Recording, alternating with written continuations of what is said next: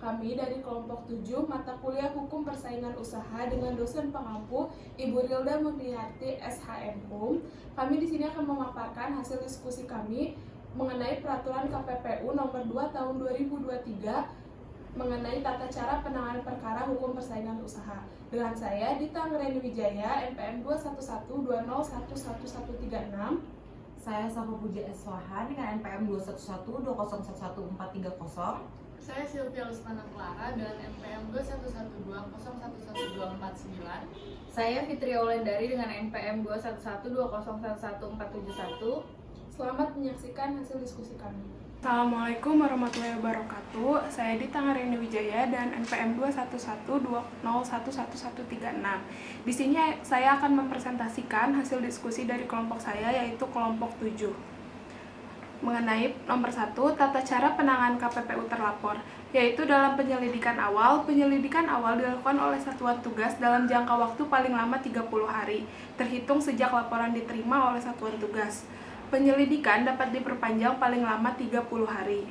Dalam waktu penyelidikan awal, satuan tugas melakukan 1. Memeriksa kelengkapan administrasi laporan, 2. Memeriksa kebenaran identitas terlapor, 3. Memeriksa kebenaran identitas pelapor, 4. Memeriksa kebenaran identitas saksi, 5. Meminta keterangan pihak-pihak yang terkait, 6. Memeriksa kejelasan dugaan pasal-pasal undang-undang yang dilanggar, 7. Menilai kesesuaian alat bukti dengan dugaan pelanggaran undang-undang, dan 8. Menilai kompetensi absolut komisi terhadap laporan. Kemudian hasil penyelidikan dibuat dalam bentuk klasifikasi laporan. Kemudian dilanjutkan ke tahap penyelidikan. Tata cara penanganan KPPU perkara inisiatif. 1. Dibentuknya satuan tugas yang melaksanakan penyelidikan awal dalam jangka waktu 14 hari. Jangka waktu tersebut dapat diperpanjang paling lama 14 hari.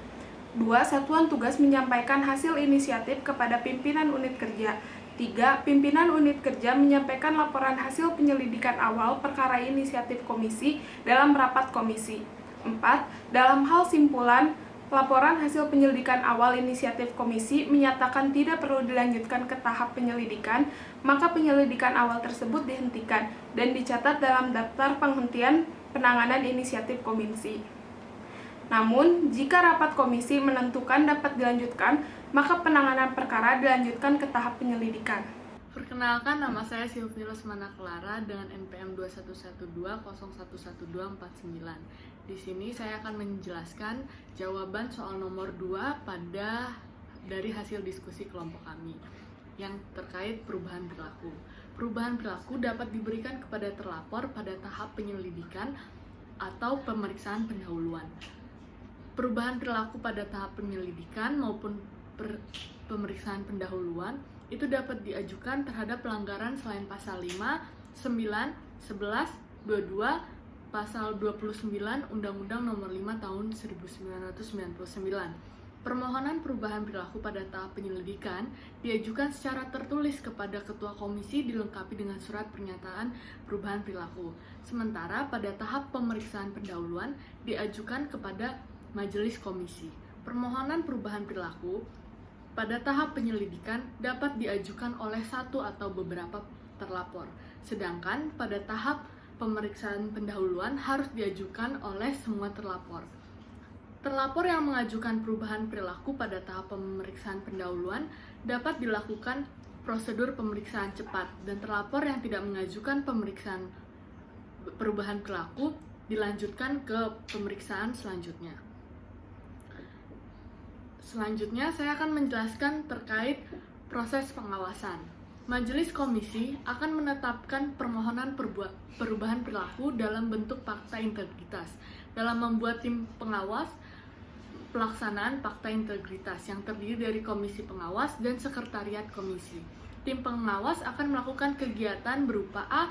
Meminta keterangan kepada pihak terkait pada pelaksanaan fakta integritas, meminta dan mengumpulkan surat atau dokumen data, keterangan atau informasi mendukung atas pelaksanaan fakta integritas kepada pihak terkait. C. Melakukan pemeriksaan setempat.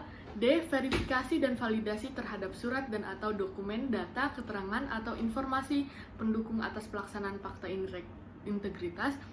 E. Dan atau melakukan analisis surat dan atau dokumen, data, keterangan, dan atau informasi mendukung atas pelaksanaan fakta integritas.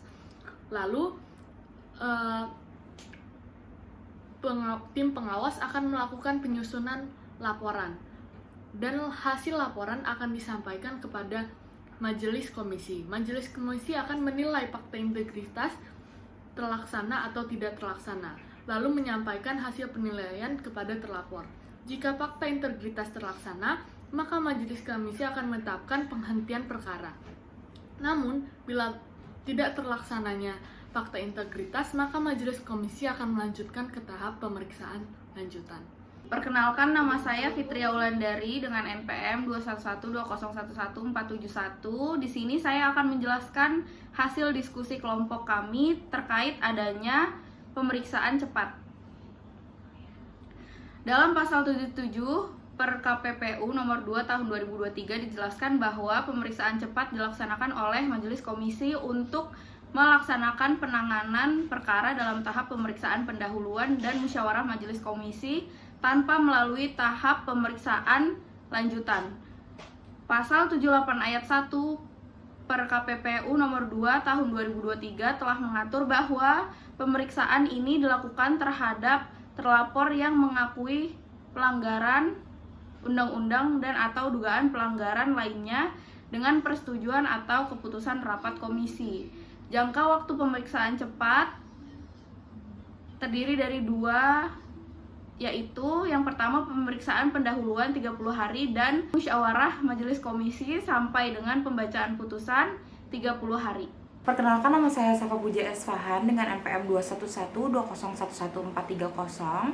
Di sini saya akan memaparkan hasil diskusi nomor 4 dari kelompok kami, yaitu jelaskan pula mengenai sidang majelis komisi yang terdiri dari pemeriksaan pendahuluan dan lanjutan. Jawabannya adalah sidang majelis komisi pemeriksaan pendahuluan jangka waktu paling lama adalah 30 hari. Hasil pemeriksaan pendahuluan yaitu ada penetapan majelis komisi mengenai perubahan perilaku untuk menghentikan perkara.